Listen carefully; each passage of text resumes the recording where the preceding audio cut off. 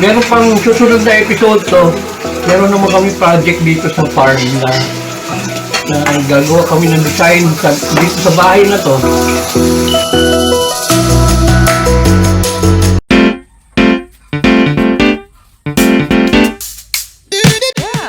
Ito yung isa sa mga project na ginawa namin sa Inang's farm.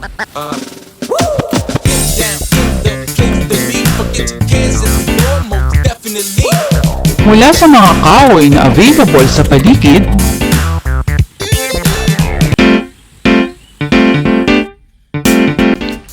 at may mga lumang salamin na nirecycled namin,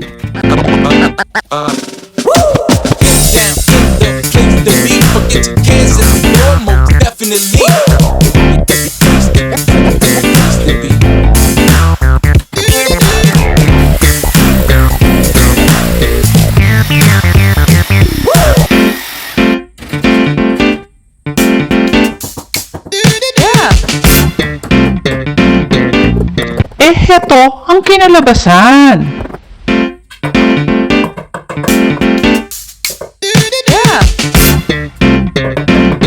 Ngayon naman ay babahagi namin sa inyo ang simpleng pagdadaing ng isda.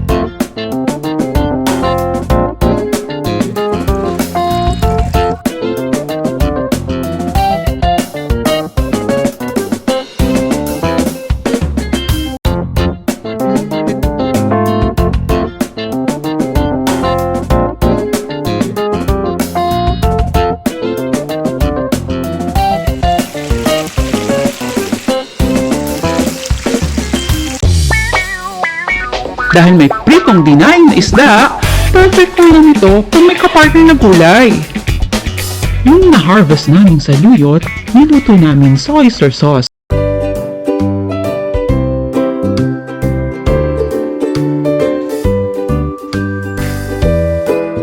Sahog lang namin dito ay bawang, sibuyas, luya, konting mantika, at oyster sauce.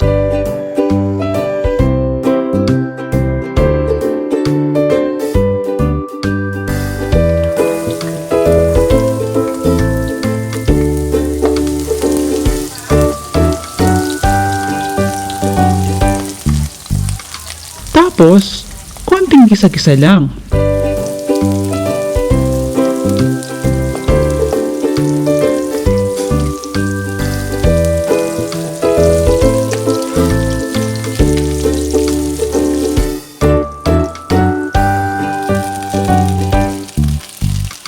Sabi, maganda raw ang saluyot para sa may mga high blood pressure, yung matataas ang kolesterol, at sa mga diabetic.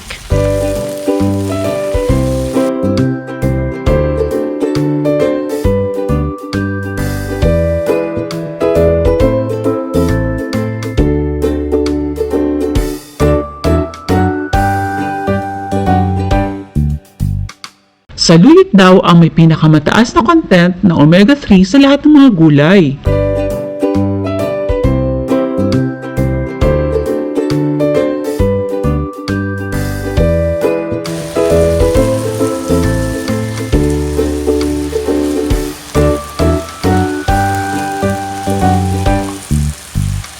Mayaman ito sa vitamin A, C, and E. May lycopene, folate and iron, calcium at magnesium ang saluyot. Kaya nakatutulong ito sa pagpapatibay ng buto at pagpapataas ng ating immune system.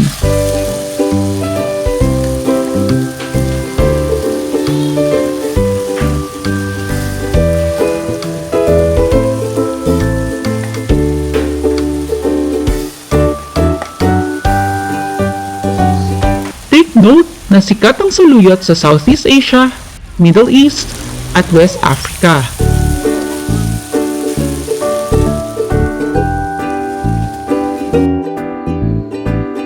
Eto na, luto na ang ating saluyot in oyster sauce.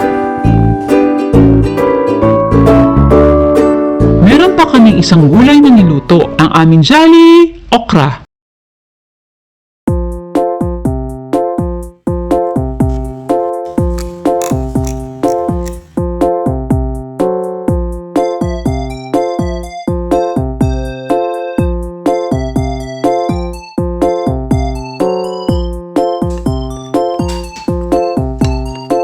Coated lang ito sa harina na tinimplahan ng asin at paminta.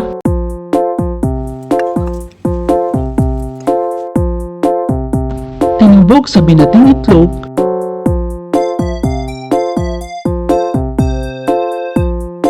At sa final touch, ginulong sa breadcrumbs.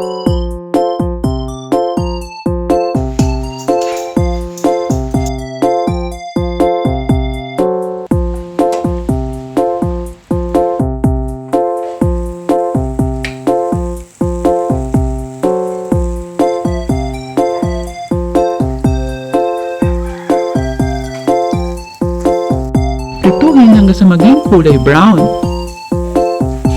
Brown ha, hindi sunog. Ayan na ang ating jolly okra.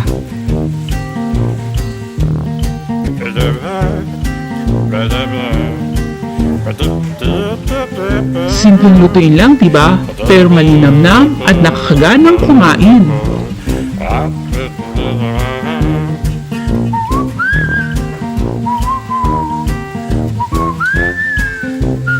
Like, comment, share, and subscribe na po tayo.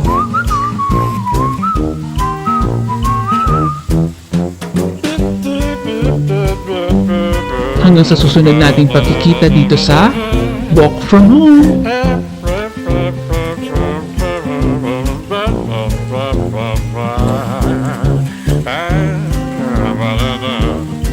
Ba-da-ba-da-ba-da-ba-da-ba-da.